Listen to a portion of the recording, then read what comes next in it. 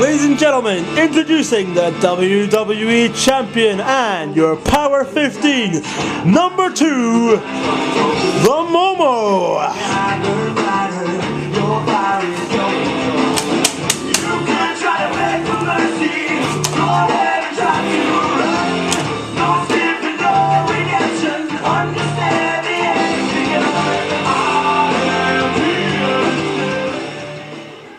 You hear that, Billy Strachan? I'm here to stay, mate. I'm on your trail. Anyway, promo later. Raw Rant. Under 15 minutes. Go. 900th episode of Raw. Yeah, it was terrible, wasn't it, guys? What do we all think of it? Shite. You thought they would have done something better, but it didn't.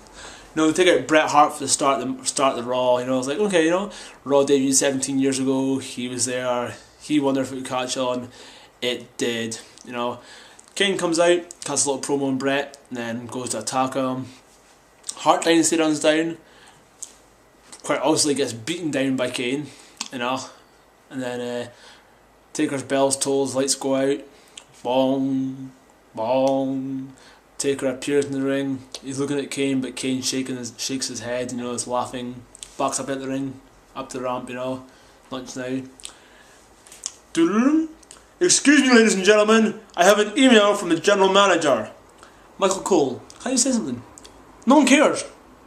You're a poor man's JR. No one cares about the GM. He's a good guy or a bad guy. Unless it's going to be something Stone Cold or HBK, which it won't be. So, yeah, let's creative, get off the whole GM thing, reveal it. We don't care anymore. We're past caring. We passed caring a long time ago. Same with the guest host thing, drop that as well. It's shite. Anyway, the GM makes a match later on in the night, Bret Hart versus Undertaker, which makes no sense because Bret Hart, he's 900 years old, like Raw. He's had 2 matches since he came back. One was a botch fest with Vince, and if he actually took part in the elimination match, because I can't remember from SummerSlam because it was so terrible that he may have probably did botch that as well because he's not insured to wrestle because of his condition. Anyway, swiftly moving on. First match of the night, Kofi Kingston, Michael McGillicuddy versus Caval and Daniel Bryan versus Alex Riley and The Miz, who is awesome, like me, the Momo. Hey. Anyway, swiftly moving on that.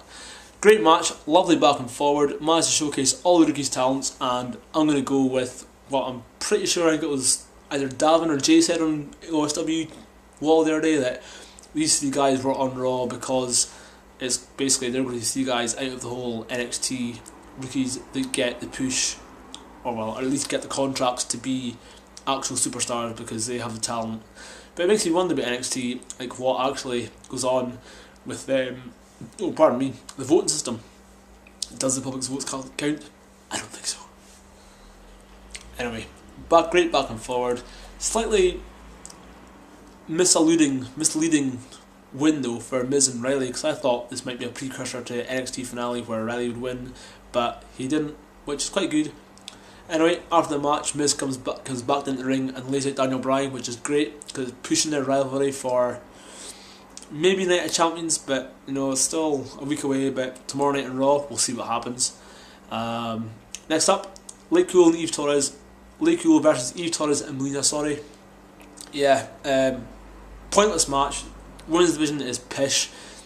They shouldn't have even introduced it a Divas title. They should just make the women's champion defend it on both shows.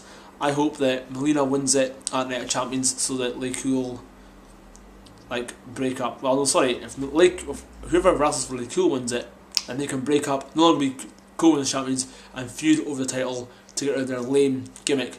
Me attack. Shut the fuck up. Anyway. Oh yeah, it's a Lumberjill match, so I don't care. go backstage. Nexus having a little talk in the dressing room, you know. It's like, oh, you know, we're Nexus, we're awesome, we're down at 5, we've trimmed the fat, we don't need Darren Young, we don't need Skip Sheffield, it's like he broke his ankle, you know. But tonight, I'm Wade Barrett, I'm going to do something big before I become WWE Champion, United Champions. It'll be unforgettable, the whole WWE Universe will always remember this, and, you know, we'll go into that later on, but I will remember it, maybe. Back from the break, Chris Jericho, backstage Josh Matthews, little promo here, little promo there, you know. If Jericho doesn't win the title at Night of Champions, he's gone. Quite scary because his contract's up. He's touring with Fozzy in the UK for 2 weeks. As far as I'm aware, he's not listed as one of the superstars on the Raw tour for January, February time, because I've looked at it for wanting to go. So yeah, a little bit worried. I hope Jericho doesn't go because he's one of the top heels, one of the top performers in the business. Okay, he's 40, but it doesn't matter. He's still better than half the guys out there. Next up, number 1 contenders match for the WWE Undisputed Shitty New Belt Tag Team titles. Yep, John Morrison and R-Truth versus Cody Rhodes and Drew McIntyre. 2 teams that I wouldn't class as teams, I'd just class as well. Morrison and Truth as faces are obviously friends, but Rhodes and McIntyre probably have some sort of like alliance to be bad guys or something like that. But the match ends up in a no contest because they just end up beating shit at each other, which again makes no point because there is no tag team division. It's as simple as that. There's like three tag teams, and 2 of them are jobber tag teams, and one is like being tag champions for ages and defend their belts once if they're lucky.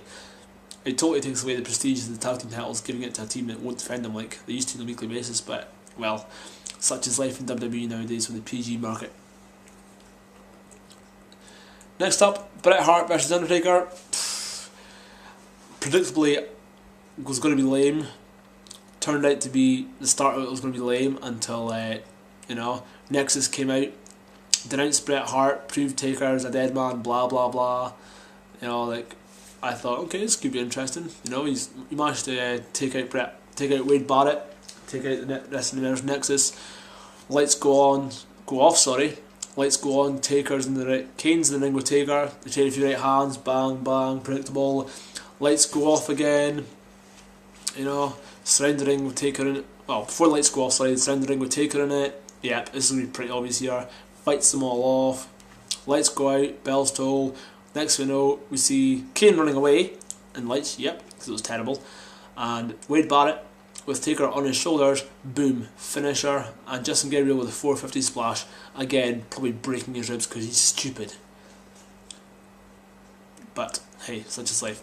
Next up, mid-card hell guy versus even lower mid-hell card guy. Jack Swagger versus Evan Bourne. Bit of a pointless match having a SmackDown guy versus a Raw guy, but okay, we'll roll with that. You know, Jack Swagger quite predictably won the match because, as we all know, Evan Bourne is back in mid-card or even low-card hell if he gets on Raw. Alberto Del Rio comes out after the match. I am Alberto Del Rio! No, I am the Mexican JBL! Oh, look at me! I do not like chihuahuas like Rey Mysterio! Who gives a fuck? The Mexican JBL, you'll be good, but right now I don't like you. So shut the fuck up with your shitty promos. Anyway, moving on. He beats fuck out Evan Bourne. He's going to nail him like he did to Rey Mysterio. Mark Henry makes a save. No point. Alberto Del Rio is on SmackDown. Mark Henry's on Raw. Unless some sort of like pre-draft cross-brand draft type thing, then yeah, pointless save. Next up, CM Punk comes out, cuts a promo, shows a couple of old videos, you know, saying, you know, be better or be gone type thing. The old videos saying, you know, things like that. 900, like some classic memories from Raw, and that all the fans would love to see it. See Raw, Austin come back out here. Austin's music hits. I get excited. It's like, yeah, Stone Cold, Stone Cold. And then after 4 seconds, like, yeah, I'm stupid. He's not going to be there, is he? Damn it. Anyway, after that, you know, Big Show comes out, attempts some comedy. Ugh, lame. Ends up nailing Straight Edge Society, beating them down, and of course, Straight Edge Society, as typical heels that they are, retreat, which is fine, you know, because they're going to split up anyway. Next up, Josh Matthews has an interview with Sheamus. Sheamus puts down the fans. He's because of Irish heritage in Albany. I'm the only real Irishman in the city, fella. You know what I mean? I'm the WWE champion, fella. Blah blah blah, fella. Yes, Sheamus, we know you're Irish. Stop going on about it.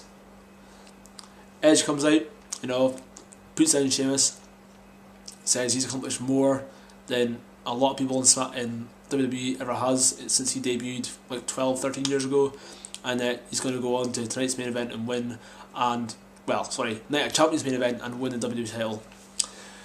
Finally, elimination match. I thought it was going to be a great match until Edge and Jericho sort of returned to being heels. Jericho walking out and Edge pushing the referee over. Wasn't too bad. Cena comes in, couple of rights, couple of lefts, tags in Sheamus, couple of rights, couple of lefts, suplex here, clothesline there. Pretty predictable stuff until, Sheamus gets eliminated. Wow, okay, didn't see that coming. And there's a little bit more beatdown on Cena when he comes in. And then, oh look, here he goes, Cena, double elimination on Nexus because he's doing a Superman act. Can't believe it. But out of nowhere, absolutely brilliant. Justin Gabriel drops Cena, nails the 450 splash. 1, 2, 3, you're out of there, Cena. Hell yeah. Then Randy Orton comes in. It's like, I can handle Randy Orton Superman. I don't mind Randy Orton doing Superman because he only does it now and again, which is fine with me. But if you guys don't like it, fair play, But what I didn't see coming was Randy Orton ended up getting eliminated by Barrett after that Fireman's Carry Slam thing. So yeah, Raw went off the air with Barrett posing the ring over a down Cena and Orton. Is this what's coming Night of Champions? Who knows? Who knows? All we have to do is wait and see. Anyway, I've been the Momo. I'm still awesome. Have a good one, OSW.